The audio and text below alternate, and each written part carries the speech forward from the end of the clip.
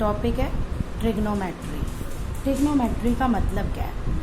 मेट्री means measurement और trigno means triangle. तो हम जो है इसमें मेजरमेंट लेते हैं, मेजर करते हैं ट्राइएंगल्स को लेके। तो जो बेसिक ट्रिग्नोमेट्री शुरू होती है वो शुरू होती है आपकी रेशियोज से। हम उसमें ना एंगल्स को लेते हैं, साइन एंगल होता है। तो मैं यहाँ पे इस एंगल को थीटा से रिप्रेजेंट कर रही हूँ। Sine theta, cos theta, tan theta, sec theta, cosec theta and cot theta, ऐसे लेते हैं। और अभी हम इन्हीं एंगल्स की रेशियो निकालना सीखेंगे। तो जो साइन थीटा होता है वो P बाय एच यानी परपेंडिकुलर अपॉन हाइपोटेन्यूज, ये base upon hypotenuse, perpendicular upon base. अब ये ना इसका रेसिप्रोकल होता है, साइन थीटा का रेसिप्रोकल होता है कॉसेक थीटा। अब इसको उल्टा करके लिख दो। कॉस थीटा का रेसिप्रोकल होता है सेक थीटा और टेन थीटा का रेसिप्रोकल होता है कॉट थीटा। तो ये आपको लर्न करना पड़ेगा ये। अच्छा, अब जब हम राइट एंगल ट्राइएंगल बनाते थे, आपने प्रीवियस क्लासेस में पढ़ा है, ये 90 डिग्री का आपका आ गया एंगल। और हम कहते थे इसमें किसी को भी बेस ले लो, किसी को भी हाइट ले लो। तब आपको ऐसे डिस्टिंग्विश करके नहीं बताया जाता था। लेकिन अब आपको ध्यान रखना है कि आपकी बेस क्या है और आपकी हाइट क्या है। राइट, 90 डिग्री है, 90 डिग्री के सामने वाली साइड तो हाइपोटेन्यूज होगी, ये तो ठीक है बिल्कुल बात। अब मान लो अगर मैं ये एंगल कंसीडर कर रही हूँ, C मेरा थीटा है या मैं एंगल C लिखती हूँ, तो जिस लाइन पे ये दोनों एंगल बन रहे हैं ये मेरा बेस है और ये मेरा परपेंडिकुलर, एल्टीट्यूड, हाइट, आप जो भी कहो, ये है। अभी सेम ट्राइएंगल में अब ऐसे दोबारा से बनाती हूँ। 90 के सामने वाला तो हाइपोटेन्यूज ही है, लेकिन अगर मैं अब ये वाला एंगल कंसीडर कर रही हूँ थीटा, तो मेरा ये बेस हो जाएगा और फिर ये परपेंडिकुलर हो जाएगा। अब आपको ये याद रखना है। तो फर्स्ट एक्सरसाइज करने के लिए आपको ये सारी रेशियोज याद रखनी है और हम बेस किसको लेंगे, हाइट किसको लेंगे, ये याद रखना है और फिर हम पूरा करेंगे। एक्सरसाइज 8.1 का लॉजिक हम डिस्कस कर रहे हैं। एक्चुअली क्वेश्चन इसमें ऐसे ही है। अभी मैं दो टाइप के क्वेश्चन डिस्कस कर रही हूँ। ए है आपको first, given triangle ABC right angle at B and BC is equal to 21 and AC is equal to 29। ये आपको गिवन है।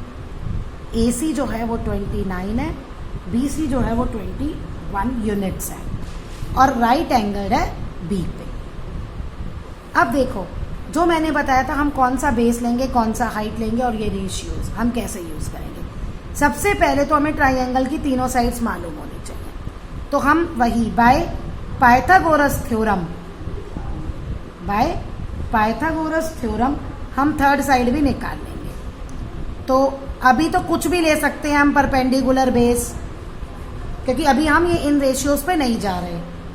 तो इसको मैंने P ले लिया, P भी नहीं, आप इसे ऐसे लो, ये ज़्यादा बेस्ट है। AB square BC square is equal to AC square, बस हाइपोटेन्यूज स्क्वायर बाकी दोनों साइड का। अब AB स्क्वायर हमें फाइंड आउट करना है और जब आप ये पूरा इसको लेके फाइंड आउट करोगे तो ये आपका आएगा 400 इन दोनों को सॉल्व करके। AB हमारे पास आ गया 20 यूनिट्स। ये पहला काम आपको करना है। अब देखो कैसे हम कंसीडर कर रहे हैं एंगल साइन C कौन सा है? ये वाला एंगल। अब जब ये एंगल है तो मेरा ये बेस हो गया और ये मेरा परपेंडिकुलर हो गया। और साइन क्या है? परपेंडिकुलर अपॉन हाइपोटेन्यूज, तो यानी 20 अपॉन 29। कॉस C के लिए भी ये बेस है, ये हाइट है। Base upon hypotenuse, base upon hypotenuse. अब देखो साइन ए, अब मैं ये वाला एंगल कंसीडर कर रही हूँ, तो इस एंगल के लिए मेरा ये बेस हो गया और ये हाइट हो गई। तो साइन होता है height upon hypotenuse, perpendicular upon hypotenuse. Okay, and next 10A के लिए भी ये बेस है और ये परपेंडिकुलर है और 10A होता है परपेंडिकुलर अपॉन बेस। ऐसे आपको सारे आप निकाल सकते हो, परपेंडिकुलर अपॉन बेस। तो अब आपको हाइपोटेन्यूज तो आपकी चेंज नहीं होगी, लेकिन एंगल्स के अकॉर्डिंग आपकी परपेंडिकुलर क्या है, बेस क्या है, इस पे फोकस रखना। अब सेम आपका क्वेश्चन है, मैंने आपको 10A दिया है, find all trigonometric ratios.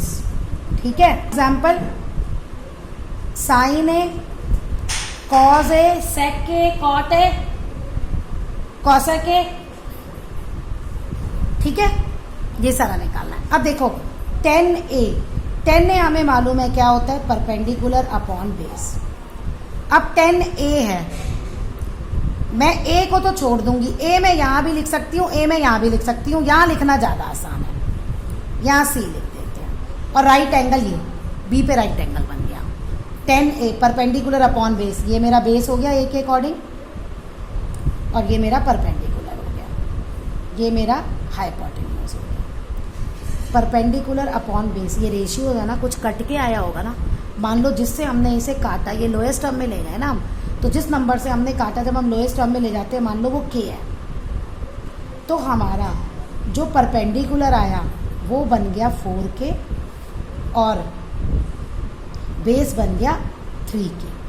K से K कट गया ना नंबर, 4/3 रेशियो है।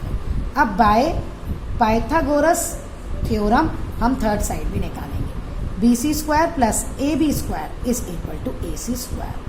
तो ये आ गया आपका 4K² plus 3K² is equal to AC²। AC आप पूरा सॉल्व करोगे वो 5K आएगा।